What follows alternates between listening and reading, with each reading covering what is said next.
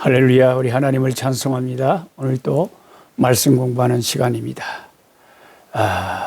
꿀송이 보약큐티 1년 1독 성경 통독학교. 오늘 2023년 7월 26일 수요일입니다. 7월도 점점 끝나가네요. 한국은 여러 가지 무더위와 수해와 장마와 그 때문에 많은 사람들이 또 사고도 당하고 어려움도 당하고 참 한국에 너무너무 힘든 것 같습니다. 여기는 이렇게 추워 죽겠는데, 그러니까 이 세상을 사는 동안은 추위도 오고 더위도 오고 계속 이게 이 세상에 사는 동안은 그걸 피해갈 수가 없어요. 오늘의 읽을 말씀은 이사야 33장에서 35장 두 장인데, 어제 제가 그 이사야서에 나오는 그 어려울 만한 그 구절들, 용어들을 설명하느라고 이사야 32장의 그 말씀을 좀 설명을 좀 많이 못 드렸어요. 그래서 오늘은 이사야 32장까지를 포함해서 그 말씀을 좀 나눠보려고 합니다. 특별히 그 이사야 어제 읽었던 32장의 9절부터 14절까지 보면 제가 가지고 있는 표준 세번역 성경이라는 게 있어요. 표준 세번역이라는 게 있는데 그게 원문에 좀 가깝게 번역하려고 얘를 써놓은 거거든요. 제가 표준 세번역으로 한번 읽어드리겠습니다. 이사야 32장 9절부터 안일하게 사는 여인들아, 일어나서 나의 목소리를 들어라. 걱정거리가 없이 사는 딸들아, 내가 하는 말에 귀를 기울여라.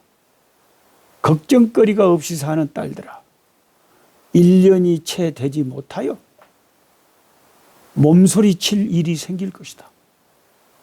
포도 농사가 망할 것이고 거둘 것이 없을 것이다. 안일하게 사는 여인들아, 몸부림쳐라. 걱정거리가 없이 사는 여인들아, 몸소리쳐라. 맨몸이 되도록 옷을 다 벗어버리고 배로 허리를 둘러라. 밭농사와 포도농사를 망쳤으니 가슴을 쳐라. 나의 백성이 사는 땅에 가시덤불과 찔레나무가 자랄 것이니 가슴을 쳐라. 기쁨이 넘치던 모든 집과 흥겨운 소리 그치지 않던 성읍을 기억하고 가슴을 쳐라. 요새는 파괴되고 붐비던 도성은 텅 비고 망대와 탑이 영원히 돌무더기가 되어서 들나귀들이 즐거이 뛰드는 곳, 양떼가 풀을 뜯는 곳이 될 것이다. 사람들은 다 포로로 잡혀가 버리고 남의 나라에 끌려가 버리고 그 사람들의 참 소리로 가득했던 이스라엘 성읍에 그냥 짐승들만 있는 황량한 황폐화된 나라가 될 것이다. 진짜 선지자가 정말 실감나게 리얼하게 말씀하고 계시네요. 안일하게 사는 이스라엘 백성들아, 가슴을 쳐라. 가슴을 쳐라. 이 본문이 특별히 여인들을 향하여 말하고 있는 것 같지만 이들은 유다 나라 전체의 상황을, 그 백성들을 말하고 있는 거죠. 이들은 농사를 짓고 추수하는 시기에 당장 눈에 보이는 수확에 만족하고 술에 취하고 즐거워했습니다. 좋아했어요. 깨춤을 추고 멸망이 다가오고 있는 줄도 모르고 그들에게 의지할 대상은 하나님이 아니었습니다. 자신들이 즐거움을 주는 것은 재물이었고 그들의 마음은 하나님에게서 멀리 멀리 떠나 있었습니다. 하나님은 선지자 이사야를 통해 유다의 이런 어리석은 죄들을 지적하고 그 죄로 인해 그들이 겪게 될 혹독한 심판을 경고하고 있습니다. 그리고 그 경고로만 끝나지 않았고 하나님은 그들이 돌아오기를 간절히 바라면서 그들에게 회복의 메시지도 함께 전해주십니다. 그게 이사야 32장 1절이죠. 보라, 장차 한 왕이 공의로 통치할 것이요 방백들이 정의로 다스릴 것이다. 뭔가 여러분 성경을 많이 읽으신 분은 느낌이 올 거예요. 아, 이 왕이 누구냐? 장차 나타날 한 왕, 공의로 통치하실 그 왕, 이사야 선지자가 말하는 이 왕이 누구냐? 하나님은 공의와 정의로 통치할 한 왕, 그리고 그를 중심으로 하는 새로운 정권을 세우실 것을 말씀하십니다. 이 왕은 이후 종교를 개혁하여 바른 신앙을 세운 히스기야 왕이나 요시야 왕을 의미한다고 볼 수도 있지만 궁극적으로 예수 그리스도 주님을 말하는 것이죠. 예수 그리스도의 통치를 통해 궁극적인 회복이 임할 것을 선지자를 통해서 말씀하시는 것입니다. 그리고 이 예수 그리스도의 통치 모습을 세 가지 비유로 묘사합니다. 첫째는 예수 그리스도의 통치는 백성들이 광풍과 폭우를 피하는 피난처와 같이 될 것이라고 말합니다. 피난처 있으니 환난을 당한 자 이리 오라. 마치 폭풍을 만난 배가 항구에 들어와 험한 파도로부터 보호를 받으며 안식을 취하는 것처럼 백성들은 그의 통치 아래, 예수 그리스도의 통치 아래 보호와 안식을 누리게 될 것을 예언하고 있습니다.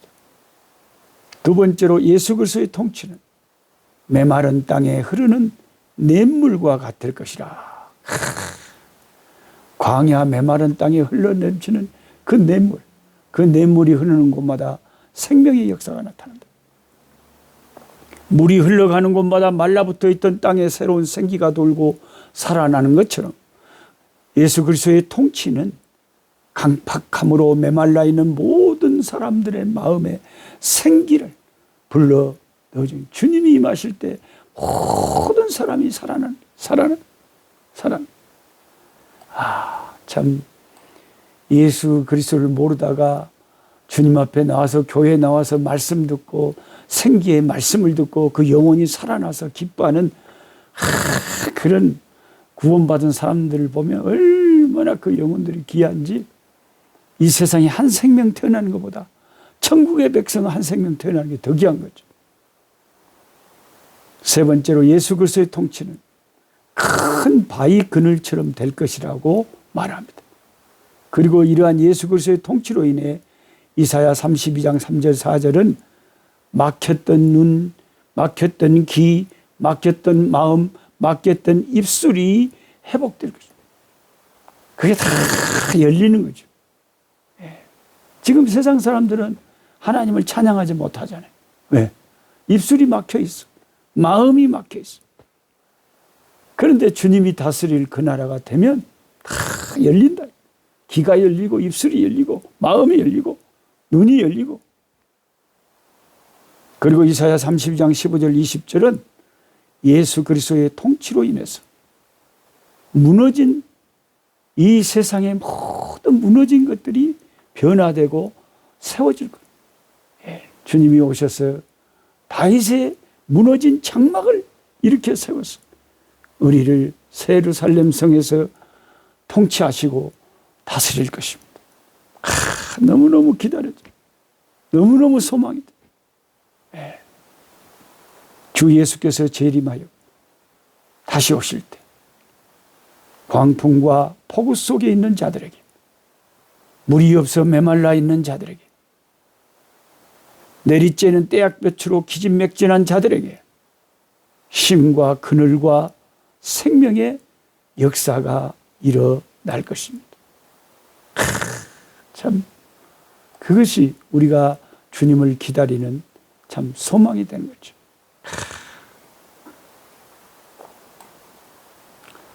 옛날에 그 여순 반란 사건으로 인해서 공산군에게 순교를 당하셨던 사랑의 온자탄 손양원 목사님, 저는 이제 벌교가 고향이고 순천에서 고등학교를 다니고 그래 놓으니까 그 동네가 다 알잖아요.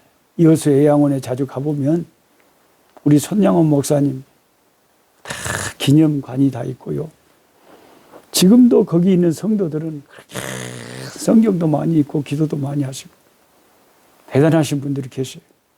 몸은 비록 그 나 환자의 그 흔적이 있지만 신앙은 얼마나 좋은지 몰라요. 근데 손양원 목사님은 항상 하늘을 쳐다보면서 구름만 봐도 예수님이 구름 타고 오신다고 했습니다. 구름 타고 오실 주님을 기다렸다.